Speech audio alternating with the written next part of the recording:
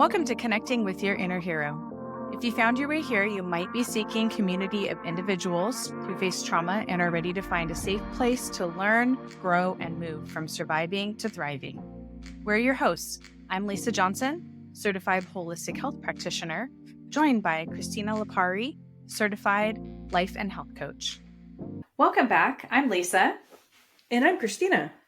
Today we're going to be talking with Christina and learning more about her journey from survivor to thriver, how she went from childhood all the way through adulthood, and learning how to heal from CPTSD.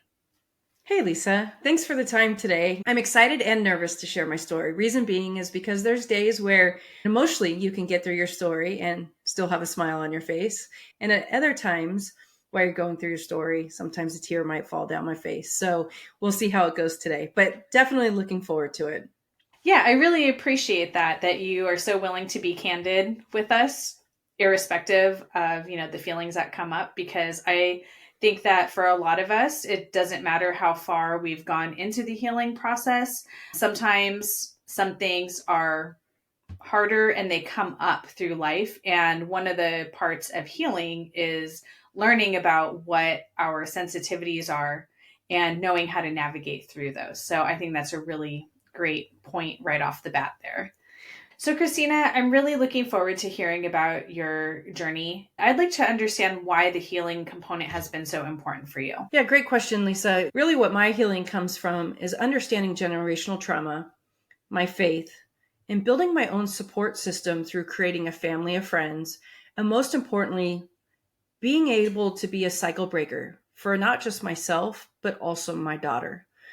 That's what was so important to me as I started understanding what CPTSD was, as well as generational trauma. So let me explain exactly what I mean by a cycle breaker. My trauma history has a lot to do with generational trauma of abuse in my family history. This trauma consists of sexual and substance abuse to not only myself, but others before me. And Lisa, before I continue with any of this conversation and these topics, I just want to let the audience know that some of my story might trigger you. And if certain subjects are sensitive to you, just be aware with listening to my story. Let's begin a little bit with breaking down where the generational trauma began for me in my life. So to start out, I'm giving you a little bit more history because I truly feel people need to understand that trauma doesn't generally just start with you. Does that make sense? Oh, definitely does. Yes. Okay, good. So my grandparents and my adoptive grandparents all have had some type of trauma within their life, right? And with that being said, it's essential to understand that trauma is passed down from individuals. And because that trauma was passed down from the individuals that raised me, those experiences now show up in my life, right? The trauma that was in my family history was sexual abuse, addiction, and lack of emotional support and love. My story began at 18 months. My life changed. And when I say that, I say my life changed because at 18 months, I was given to my aunt for her to raise me. Reason being is because my dad wasn't in the picture. And unfortunately, my mom had an addiction towards substance. So that was a pivotal stage in where my life and that trauma began. Mm-hmm. So sexual abuse showed up for me at a young age. So when you're talking about the sexual abuse and you're talking about family generational trauma, it sounds then like it was a family member that was abusing you. Is that correct? Yeah, that's correct. It was a family member who was abusing me. Unfortunately, because of the adoption, the person was in my life on a daily basis. And so it was something that I couldn't control. The hardest part about the abuse is others were aware that it was happening, unfortunately, and it wasn't stopped. As we know, that generation was the generation that turned a blind eye because the family didn't want to get involved. So it sounds like some abandonment trauma then, probably that disconnection from your mom.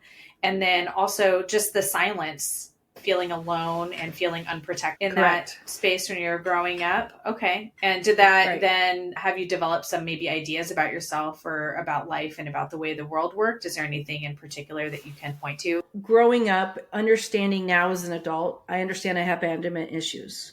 I understand that I have codependency issues. When it comes to the sexual abuse, that's also a mental mindset issue that I had to deal with because I didn't understand why it was happening to me. The only thing I wanted was to be loved, but I never felt the love that I deserved as a child. I never understood why somebody would do what they had done to me. And Mm-hmm. I also didn't know how to distinguish the difference between what love was and what abuse was because it was all I Mm-hmm. knew. Because Yeah. the abuse started at 5 years old. It started Right. at a very young age because that individual had us by ourselves a lot. And growing up, it was, okay, why is this happening? Why isn't anybody saving me? And most of all, why am I not being loved?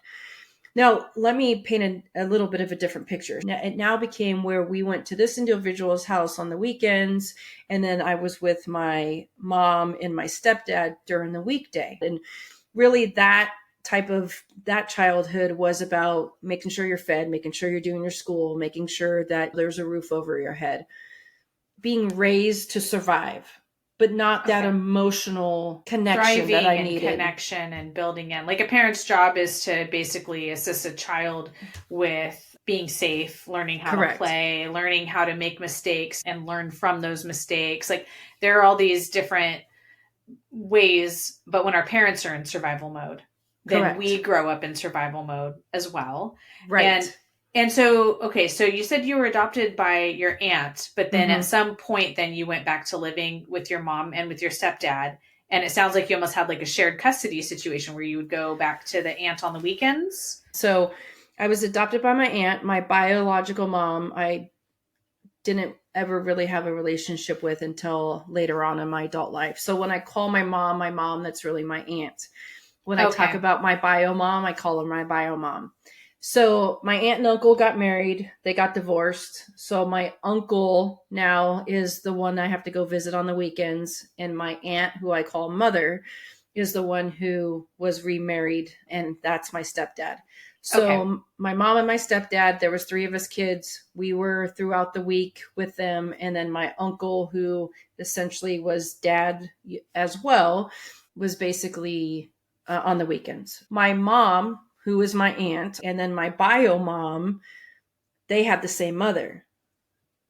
Their generational trauma started with their mother not providing that emotional support, that love, that attention, because she had her own addictions, which brought now down to my biological mom, who was addicted to substance, and then to my mom, who raised me, who had a hard time saying I love you, had a hard time showing that support, had a hard time showing up outside of roof, feeding, and making sure that we were safe, right? Right. So that's the emotional neglect component of it then. So that is actually Right. a pretty large part of CPTSD that is sometimes harder to correlate, right? Because you're like, I had everything that I needed. And you Yes. see other families, you see kids that, have maybe malnutrition or their homes are not what they need to be on a physical level. Yeah. Um, so it's really important, I think, for the emotional abuse part of it to be acknowledged. Right. So yes, when it comes out of emotional neglect, I think honestly, the sexual abuse was one thing I dealt with. The emotional neglect, in my opinion, was the one thing that I feel followed me through my adolescence and my adulthood to where I started not understanding the truth about what love looks like, what connection looks like. I just understood abandonment. And anytime somebody left me, friends, relationships, family, that abandonment was probably one of the hardest things I dealt with. And not knowing how to talk to people about it, understanding that people knew, but nobody was doing anything about it. I felt like I had to hide. I felt like if I could hide and not be around this individual when I had to be at his house on the weekends, if I played from the time I woke up until the time I went to bed, then possibly these things wouldn't happen. So I hid a lot. Mm-hmm. And so that was my protective mode. And growing up in the church, I just knew there was a God, and I would pray and I would read my Bible and I would do my Bible studies. But really through junior high is when I realized that God was going to be the center of attention for me to be able to escape.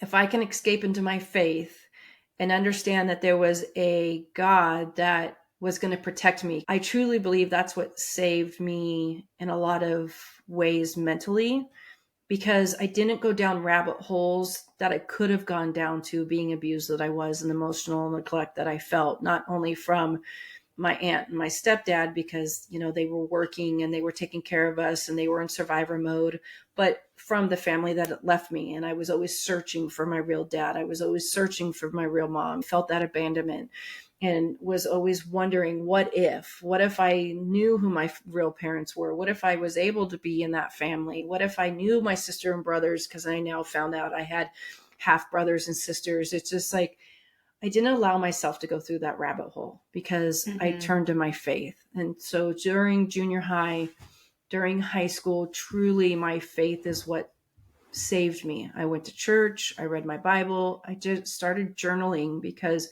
someone said to me, make sure you're writing in your journal. Make it a prayer to God. Make it a prayer to Jesus, just talking to him. And I write, what's wrong with me? Why doesn't anybody like me? Why is this happening to me?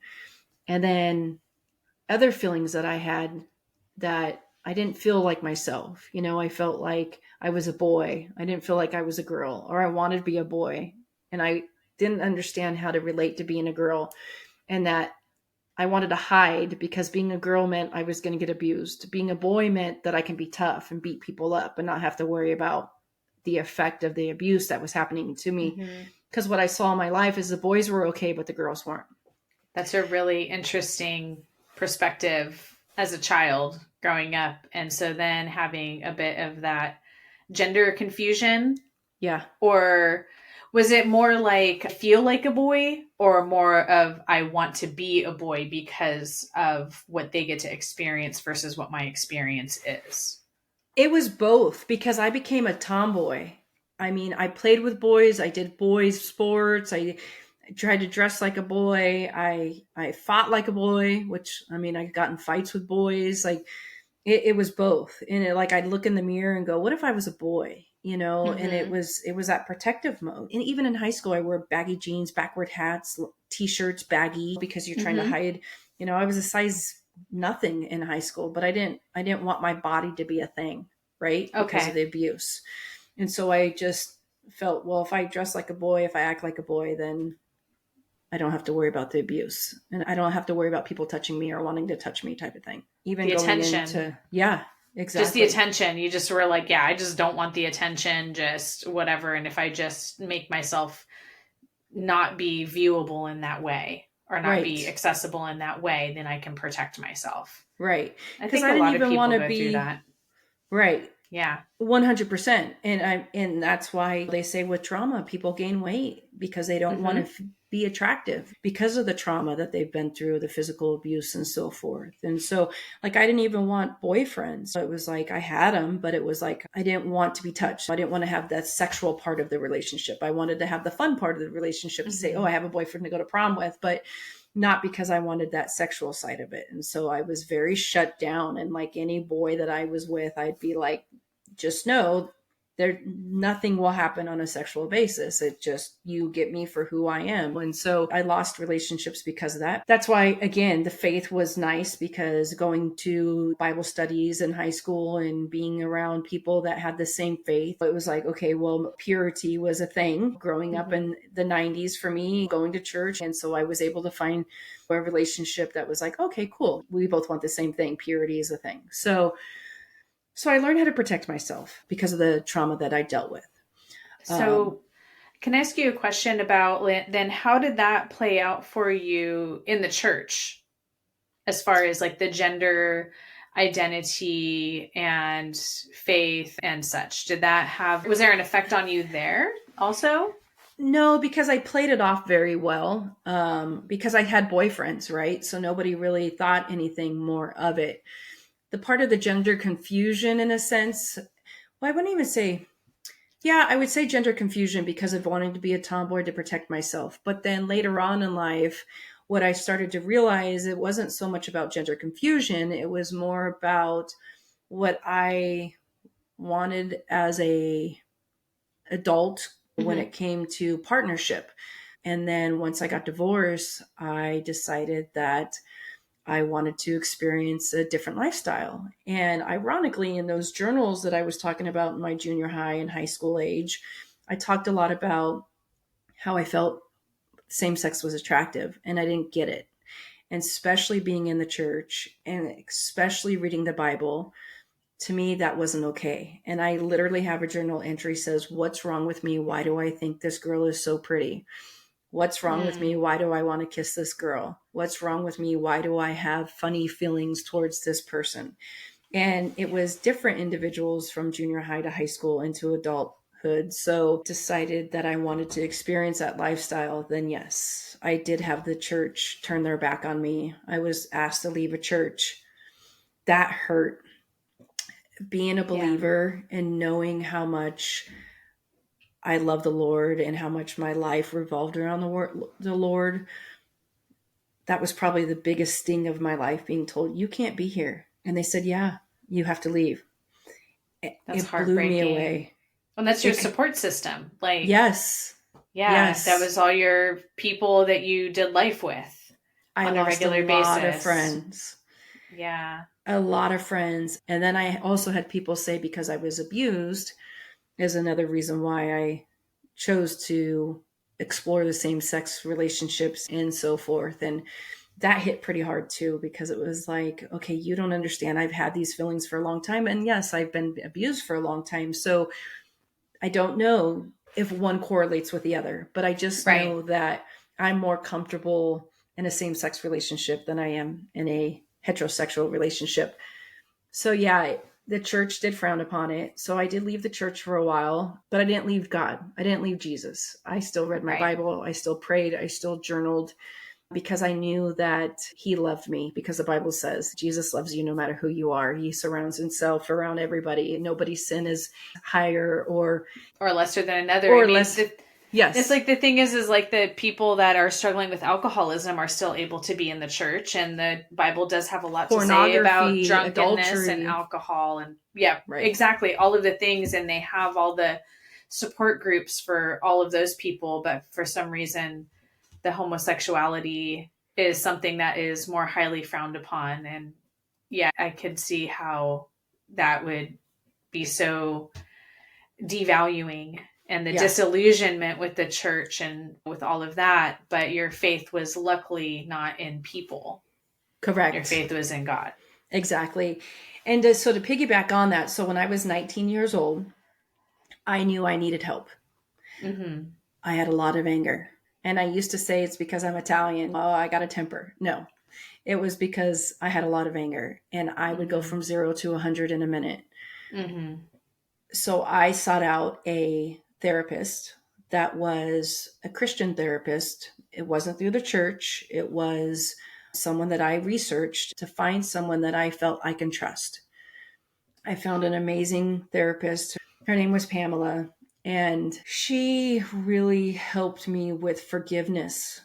Mm. Forgiveness, I think, is the biggest part of why I've been able to move from a survivor to a thriver, because I had so much anger towards not just my abuser, but for being abandoned. And that abandonment really hurt. And so for me, it was, I don't understand. I want to understand. I want to Mm-hmm. forgive though, because if I can forgive, I'm able to move on. So this counselor actually, after going to see her for a little while, she sat me on the floor one time during one of our sessions and she played some music. She played a song called Father's House. And we just sat there and she said, I need you to say that you forgive your abuser and I need you to say his name. And I said, I can't do that. And she said, yeah, you can. And she says, and we're going to pray about it. Mm-hmm. And so we sat on the floor. I still get chills till this day. We sat on the floor, we listened to the song. And then at the end of the song, she said, okay, so let's go ahead and talk about saying your forgiveness for this person. And so I did. And I am telling you, the release that I felt, that anger, that hurt, I felt like a ton of weight came off of me. Yeah. And it took a minute. You forgive somebody, but you don't forget. And that's okay, because sometimes it's not as easy to forget. But I truly believe that finding that right therapist, and talk therapy sometimes is not easy for individuals, and some individuals can start with talk therapy, but at other times you got to find different types of modalities to help you heal. And I did the journaling. I love music. I love taking hikes and being out in nature. Like, when I'm feeling a certain way, I'll turn on a certain genre of music because it helps me release. It Mm-hmm. helps me feel what I need to feel and then let go. And then, like, hikes, going when I lived by the ocean, my serenity was listening to the sound of the waves. And now I don't have that because of where I live now. But now I have a certain place that I hike here in the state I live in, and there's water and there's mountains. And I have that serendipity again that I need to be able to have that peace and calming. I'd like to hear more about some of those healing modalities. Do you think that any one of them have been more helpful to you than another, or did you go through them all at the same time? I would say journaling is the biggest tool that I've used for healing, Why is that? because I can write it down and forget about it. I can rip it up. I can get rid of the cycling thoughts that I have. I think that's the biggest thing with me and my mindset is I cycle on a thought. And when I cycle on a thought, it will drive me batty until I can either talk about it or write it down. And Okay. as the type of person I am, I like talking. So if I can talk about something, it makes me feel better. If I can't talk about it, let me journal it. And then it makes me feel better. And then again, my faith, reading the Bible, understanding what the Bible says about how I feel, listening to music. And all of these came at different times of my life. They didn't all come at one time. It's what I learned to help me soothe, what I learned to help me move forward. And in therapy, I've gone through therapy in and out of, circumstances throughout my life. I check in with my therapist because I feel it's important. Even if nothing's wrong, I'll still do a check-in because I feel that sometimes that check-in just leads to a healthier mindset. Later on, I found another therapist, and actually she was the one that helped me identify that I had feelings towards same-sex individuals. And for the longest time, I was very shamed about the feelings that I had. As we were talking about sexuality and faith and so forth, she's the one who asked me a question and said, so I have a question for you. And she painted an image and she says, now in this image, what do you see? Who do you see next to you? A female or a male? And I was like, oh, that's weird because I see a female next to me. And she said, do you? That's what I thought. And I was like, okay, I don't understand this. Mm. The other things I've gone through, I'm a fixer. I'm a people pleaser. Mm-hmm. And I didn't understand a lot of that. And I became a codependent person. Didn't understand that either. And I chose relationships that weren't healthy for me. I chose relationships that they put them first and me second. I chose relationships where there was mental health struggles by the other Mm-hmm. person. I've had a couple of those relationships, and I asked my therapist, I said, why is this happening to me? And she says, you're like a beacon. You have this light that reflects to individuals that need someone to help them, that need someone to fix them, that need someone that can, you're a people pleaser. So you want to make people happy. And so going through adulthood now, understanding the trauma and abuse I was dealing with as a child in my adolescence, going through therapy to understand that. And now I'm going through therapy because I don't understand why I'm having such horrible relationships. And then understanding, well, it's because generational trauma. It's because Mm-hmm. of the emotional aspect that you didn't get. It's because you don't know what love looks like. It's because you've been abandoned. So you continue to pick these type of relationships to be in because that's what you know. Yeah, So there's let's, something in there that's like soothing to your nervous system in a way because it's comfortable. Because, yeah, like she said, it's just what you know. And so you yeah, just kind of keep going back and doing the same old thing over and over again yes. until you can break the cycle. Correct. And so you were talking about being a cycle breaker Yes. initially. And what do you think are the biggest keys? Like if you had like 3 of your top keys for breaking those cycles. Well, having a child is a huge aha moment. It's a wake up. So because of that, I didn't ever want to see her go through what I went through. So I started educating myself on trauma, on abuse, on mental health. I've taken courses through NAMI. I've taken different courses on when it comes to trauma, when it comes to NLP. I actually became a life coach. And the reason why is because, one, I wanted to understand the mind more. Mm-hmm. 2, I wanted to understand how to communicate with people. And 3, I wanted to be able to learn how to be a leader and to be able to be a mentor and to be able to show my child that she wouldn't ever have to go through what I went through, because I was going to give her a childhood that didn't deal with having to be a cycle breaker. And obviously, the one thing she did deal with was me being in bad relationships. But because her and I have such great communication, we talked through a lot of it, got through some of the stuff that affected her because of me being in those bad relationships. And I'm always checking in with her. And I think that was one thing that was really pivotal about my trauma and being a cycle breaker, is having my daughter.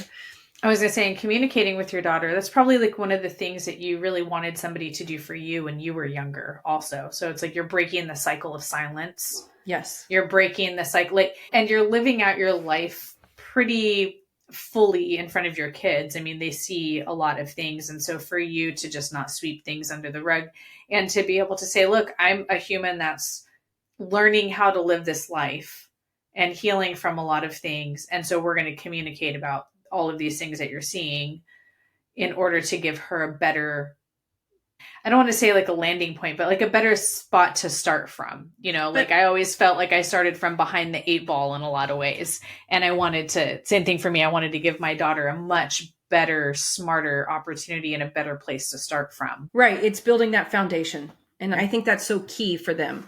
And I think the communication, I think the love, the other aspect of being a cycle breaker is showing her love that I didn't understand, that I didn't know was there.